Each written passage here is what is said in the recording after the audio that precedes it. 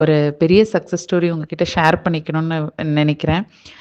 நான் பிரம்மமுகூர்த்தம் class attend பண்ண ஆரம்பிச்சப்போ, one of my ஒரு கோலா இத செட் பண்ணியிருந்தேன். எனக்கு ஒரு ப்ராப்பர்ட்டி இருக்குங்க. அந்த ப்ராப்பர்ட்டிய வந்து நான் ரொம்ப வருஷமா சேல் பண்றதுக்காக பார்த்துட்டுருந்தேன். ஸோ அந்த ப்ராப்பர்ட்டி வாங்குன டைம் பார்த்தீங்கன்னா, மோர் தென் 10 இயர்ஸ்க்கு மேல ஆயிடுச்சு அத வாங்கி. அத வாங்குன இடம் கொஞ்சம் இன்டீரியர். அதனால ஒரு நல்ல வேல்யூ ரெய்ஸ் ஆகுறதோ, அதுக்கு ஒரு டிமாண்ட் வரதோ, அந்த மாதிரி எதுவுமே வரலைங்க. ஸோ, எனக்கு இப்போ என்னோட நீடுக்காக அத சேல் பண்றதுக்காக நான் 2 இயர்ஸா பார்த்துட்டுருந்தேன். எந்த ஒரு இம்ப்ரூவ்மென்ட் யாரும் எதுவுமே எனக்கு அதுல அது சேல் ஆகறக்கான சான்ஸ் கொஞ்சம் கூட இல்லங்கிற மாதிரி இருந்துச்சுங்க.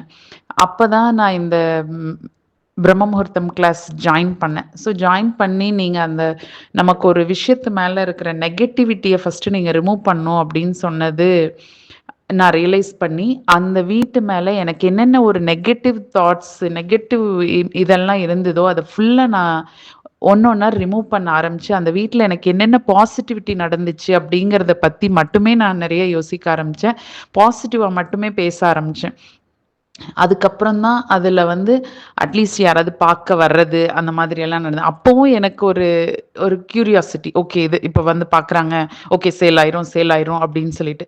அப்பவும் அது நடக்கல. அப்பதான் நம்ம வந்து நம்ம ஒண்ணு பிரபஞ்சத்துக்கிட்ட ஒரு விண்ணப்பத்த ஒரு இத வச்சுட்டு, நம்ம அதுக்கப்புறம் வந்து அது நடந்துருமான்னு எதிர்பார்க்கக் கூடாதுன்னு சொன்னதும் அ எனக்கு ஸ்ட்ரைக் ஆச்சுங்க. அதுக்கப்புறம் நான் அத வந்து மார்னிங் ஒரு சின்ன விஷுவலைசேஷன் அதுக்கு பண்ணுவேன். ஓகே இந்த மாதிரி வீடு சேல் ஆயிடுச்சு.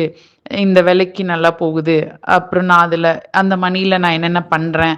அந்த மாதிரியெல்லாம் நான் கொஞ்சம் ஒரு 1 மினிட் விஷுவலைசேஷன் பண்ண ஆரம்பிச்சேன். இந்த பிரம்ம முகூர்த்தம் கிளாஸ்ல. அப்ப பண்ணிட்டு நான் அதோட விட்டுருவேங்க. அதுக்கப்புறம் நான் எந்த ஒரு எக்ஸ்பெக்டேஷனும் அதுல வச்சுக்கல.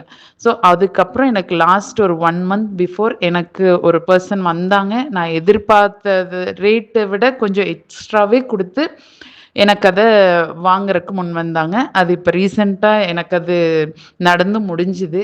எனக்கு ஆக்சுவலி ரொம்ப ரொம்ப ஹாப்பி. இந்த வீடெல்லாம் கண்டிப்பா சேலே ஆகாது அப்படிங்கிற ஒரு இதுலருந்து, அந்த பிரபஞ்சத்து மேல நான் வச்ச நம்பிக்கையால, நீங்க குடுத்த கைடன்ஸ்னாலயும் நான் அத கரெக்ட்டா ஒரு இம்ப்ளிமெண்ட் பண்ணி என்னோட சக்சஸ பார்த்துருக்கேன் சிஸ்டர்.